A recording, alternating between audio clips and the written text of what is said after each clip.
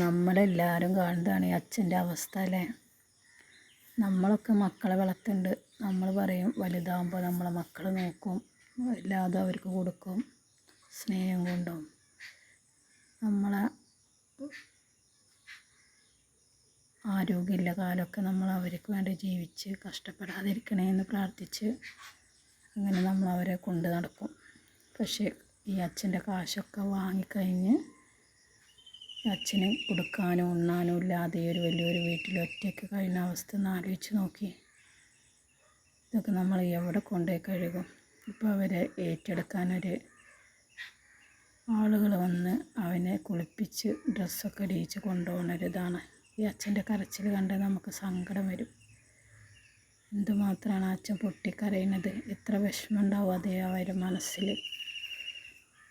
എന്തിനാണ് ഇങ്ങനെയൊക്കെ മക്കളുണ്ടെന്ന് പറഞ്ഞിട്ട് എന്താ കാര്യം? അച്ഛനമ്മമാരായാലും ഉമ്മാരായാലും വാപ്പാരായാലും മനസ്സിലാക്കേണ്ട ഒരു കാര്യമുണ്ട്. ഒരു സ്വത്തും ഒരു മക്കളെ പേരിൽ എഴുതി കൊടുക്കരുത്. ഞങ്ങളെ കാലശേഷം എന്ന് മാത്രം എഴുതി വെക്കുക. അതല്ലാതെ മുൻകൂട്ടി ഒരു സ്വത്തും കൊടുക്കരുത്. സ്വത്ത് കണ്ടിട്ട് അവർ നോക്കണ്ട. നമുക്ക് വയ്യാതാവുമ്പോൾ അവർ നമ്മളെ നോക്കുന്നുണ്ടെങ്കിൽ മാത്രം അത്ര ഉറപ്പുണ്ടെങ്കിൽ നമുക്കത് ചെയ്യേണ്ടുള്ളൂ. നമ്മളെ കയ്യിൽ മുതലുണ്ടെങ്കിൽ നാട്ടുകാരോ അല്ലെങ്കിൽ ഇതുപോലെയുള്ള അനാഥ മന്ദിരങ്ങൾക്കോ എഴുതി കൊടുത്താൽ അവർ നമ്മൾ നോക്കും വേണ്ട പോലെ. പിന്നെ എന്തിനാണ് നമ്മൾ കഷ്ടപ്പെട്ട് വളർത്തിയുണ്ടാക്കുന്ന മക്കളെ പേരിൽ എഴുതി കൊടുക്കേണ്ട ആവശ്യം? നമ്മൾ വിചാരിക്കും ഇന്നല്ലെങ്കിൽ നാളെ നമുക്കൊരു തണലാവുമെന്ന്. പക്ഷേ ഇത് കണ്ടിട്ടുണ്ടല്ലോ, സഹിക്കണില്ല.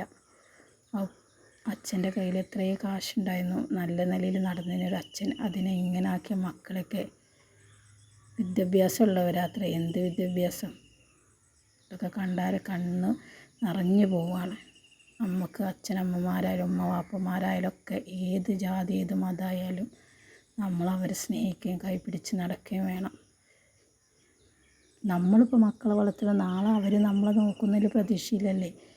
അവർ നമ്മളെ നോക്കിയില്ലെങ്കിൽ നമ്മളെ അവസ്ഥ എന്താവും?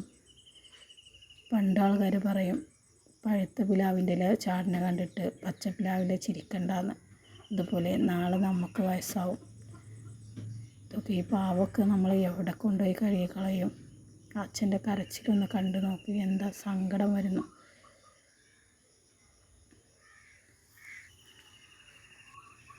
പിന്നെ നമ്മൾ ചിന്തിക്കേണ്ട ഒരു കാര്യം, നമ്മളെ അച്ഛനമ്മമാരായാലും ഉമ്മ വാപ്പമാരായാലും ഫസ്റ്റൊക്കെ കുറച്ചൊക്കെ ആരോഗ്യമുള്ള ടൈമിലാണ് ഒരാൾ മരണപ്പെട്ട് പോണിച്ചെങ്കിൽ അവർക്കൊരു തുണനെ നമ്മൾ കണ്ടെത്തി കൊടുക്കണം.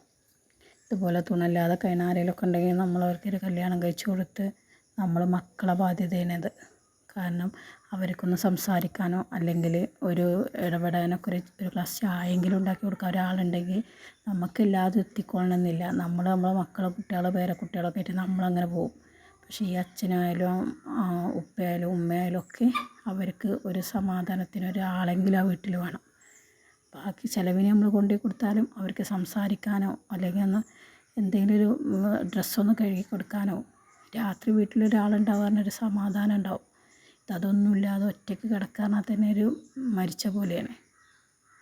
ഇതൊക്കെ നമ്മൾ മക്കളാണ് ശ്രദ്ധിക്കേണ്ട കാര്യം. ഇന്ന് നമുക്ക് നമ്മളെ കാര്യം മാത്രമേ ഉള്ളൂ ചിന്ത, അത് മാത്രമാണ്.